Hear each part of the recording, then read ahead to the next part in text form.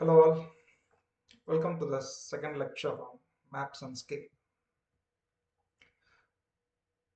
In this presentation we will discuss about why map is required and what are the types of maps, how does cartography help GIS and how GIS helps cartography, and what is map scale and how map scales are represented, and what is the difference between large scale maps and small scale maps. Let's start with the importance of graphics. Why we use graphics? Because graphics are international. It has no border and everyone can understand easily with their own interpretation. These graphics are holistic because you know that a picture says more than 1,000 words. Instead, I, I give you a direction to reach my home. If I show you with the graphics how to reach my home, that may be efficient and easy to understand. So graphs are widely used for understanding the information or data or the phenomena, whatever. And of course, maps are forms of graphics, which gives an instant and complete overview of spatial phenomena, rather than I explain you which county has more population. And if I show you a map, then you can able to understand very easily. Instead, through graph, if I say this area has more pollution, this area has less pollution, but if I show you like this is the area where the pollution is high, this is the area where pollution are less, and we could able to understand very easily. So a map is a spatial representation of the environment. In simple, maps are abstractions of real world phenomena. The maps are produced by a discipline, we call it as cartography. Cartography is a science, a technique, and art of map making. Of course, in ancient periods to 1950s, paper has been the most common material for preparing maps. But now, maps are produced by using GIS software and distributed via internet, and many people using it for various purposes. Although the material has changed, but the principles are same. The same cartographic principles still using to prepare beautiful maps using GIS software. So understanding cartography and understanding various principles of cartography is very important to, to utilize efficiently the GIS. The development of cartography is rooted with the prehistoric depiction of hunting and fishing territories.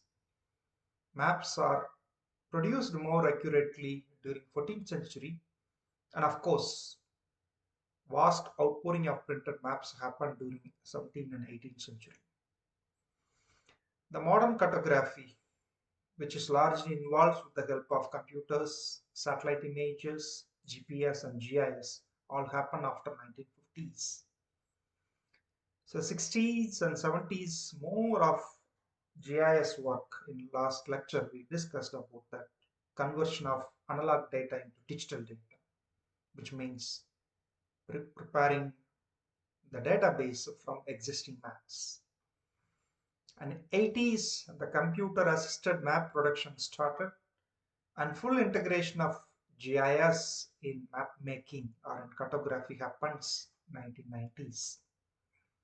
And of course, after that, it became from supply to demand driven mapping.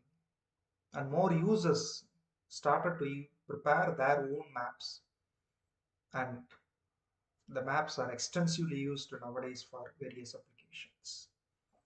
During 2000, location-based services started, especially the major breakthrough of using map for wider community happened after introduction of Google Earth around 2004, 5, and 6.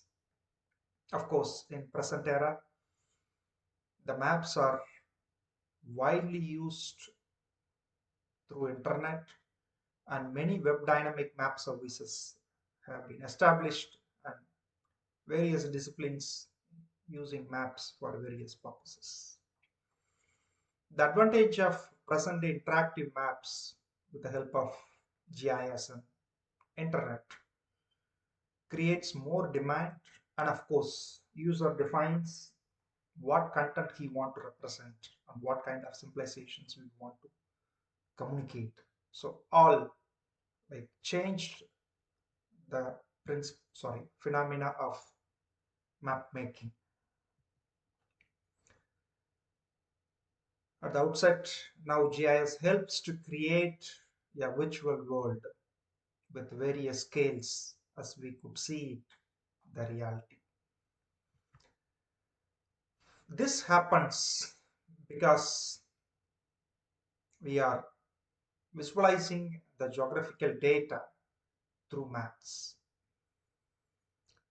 To map the geographical data, we should use discrete or continuous map symbols because maps are represented in form of signs and symbols. These symbols, based on the approach, we can show it as a discrete phenomena or continuous phenomena using the entities. In last class we discussed about called point, line and area symbols. Say for example here, the points and lines and areas are representing discrete information, which means there is no relation between one entity and another entity. All are discrete, but representing each different information or phenomena. It may be a countries of different, or it may be a different types of roads or different types of cities. So this is an example of how to represent a discrete phenomena using point, line and area symbols. Of course, the geography can also be visualized as a continuous phenomena using the same point, line and area symbols. Say for example here, the points used to denote the pollution level of different cities. And of course, there is a continuity of pollution levels from here to here, from low to high. Likewise, using line, you can show higher elevation to lower elevation. Using area symbols also, you can say for example, average temperature, where is low and where is high, and it maintains the continuity. So with the help of discrete and continuous approach, we could able to visualize the geography and we could able to map it with the help of point, line and area symbols.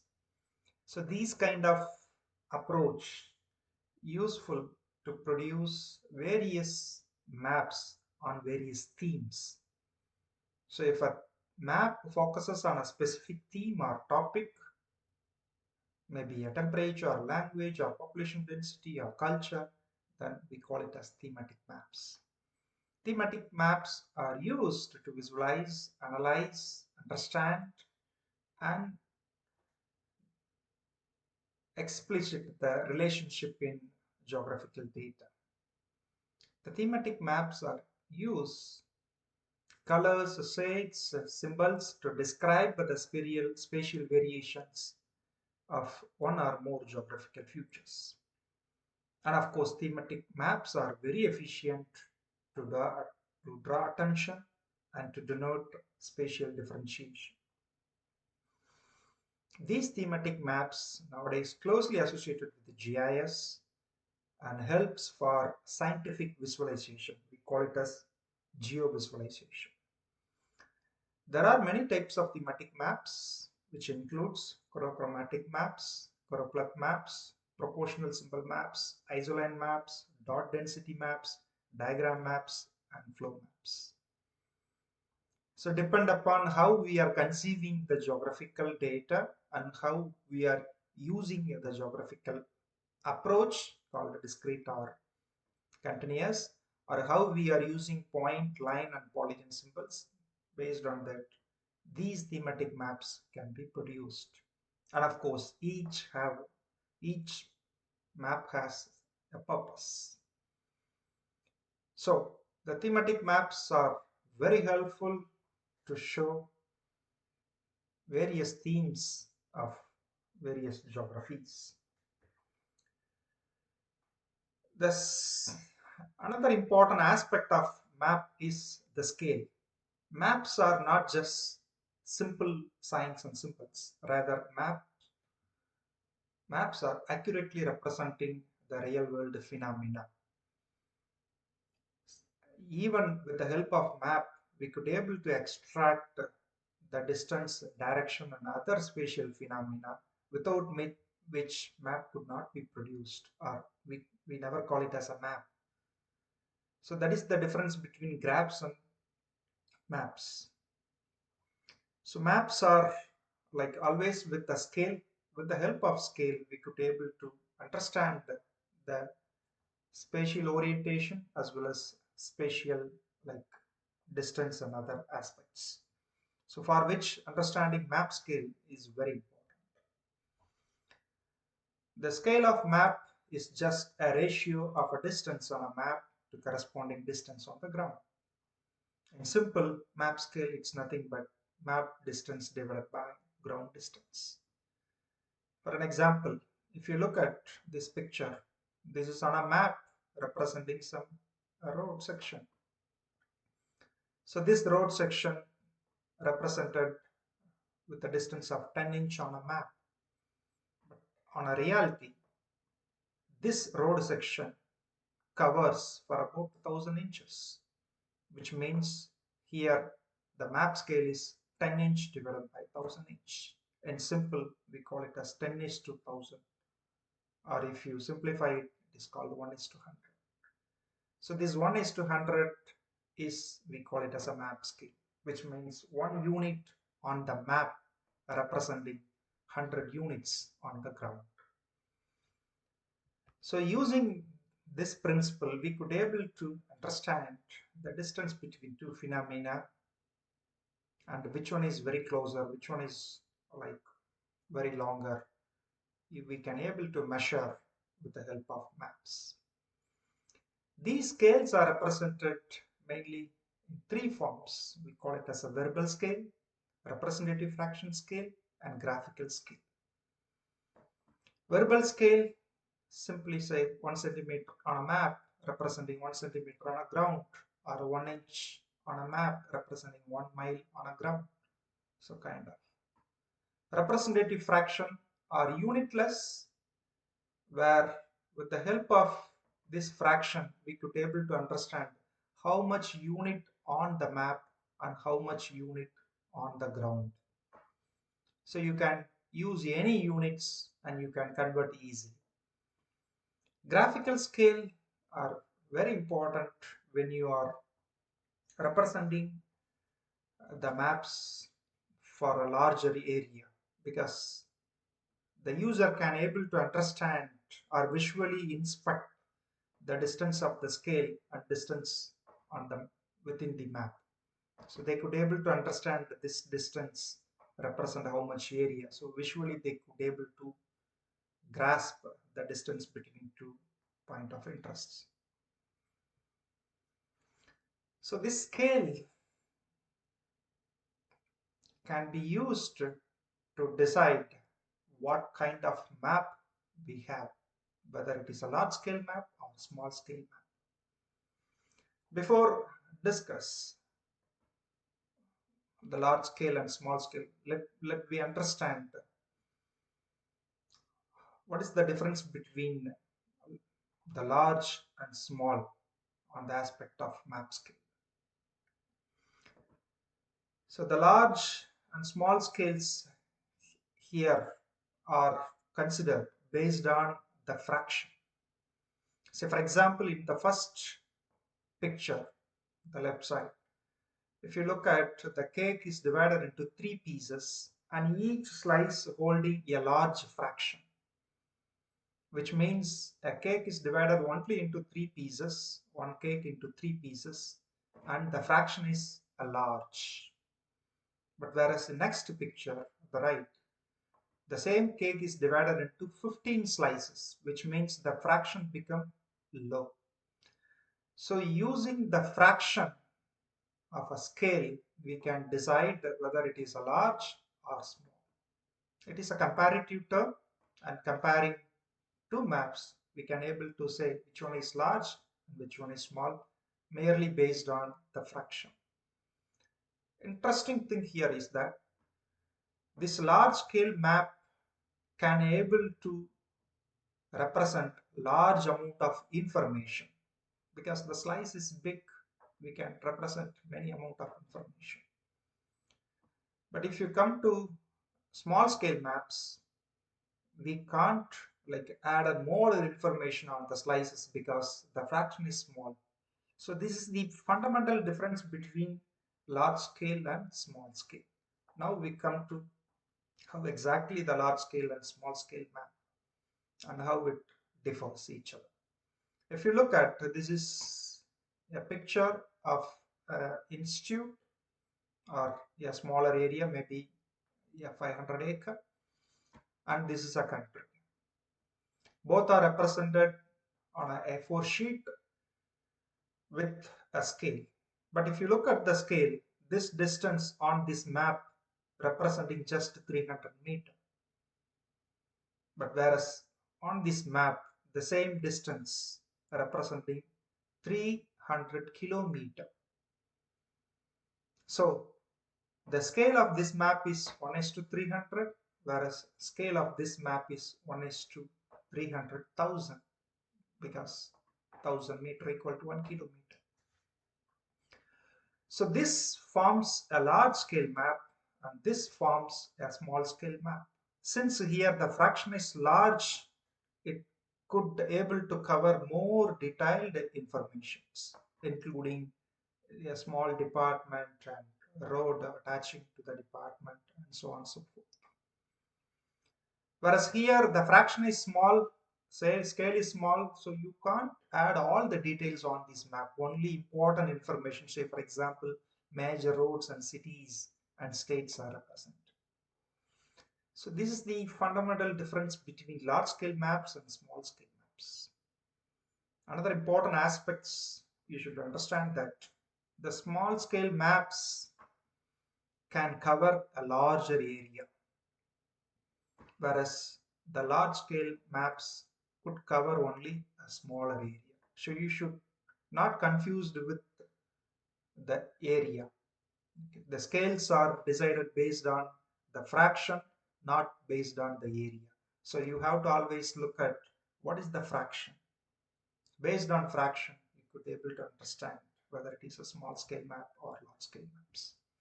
One more example here. The same area represented with the different scales. We will start with a small scale. In a small scale, you can cover a larger area, but only important details we could be able to show. Say for example, here the scale is 1:200, 250,000. When if you are increasing scale, which means it become a large scale, then you can able to show more and more information. See here the river is not visible, but here the river is very visible, very much visible with the scale of 1:50,000. Still, if we increase the scale and we could able to represent more and more amount of details. What is the river name and whether any bridges are there and what are the like aspects on left bank and right bank of the river exist. So all large amount of details we could be able to add over large scale maps. So depend upon the details we can able to understand the scale or vice versa. Depend upon the scale we can add the details. Now to sum up, in a small scale map we could cover more than a state, more than a country. But whereas comparatively large scale maps we can able to cover only smaller area. Here the distance is on the map it's same, but on the ground it's different. On the ground this map represents 50 miles, whereas this map represents only 20 miles. And still if you increase the scale to 2 miles, we can able to show a particular part of state in detail. Still if you are increasing the scale to 2000 feet, that particular city, you can able to show it with more details. And still, if you increase the scale, even a particular campus, you can able to show it in detail. I hope you can understand the differences between large scale and small scale. And of course, you also aware about the importance of map. Thanks for joining and see you next week. See you.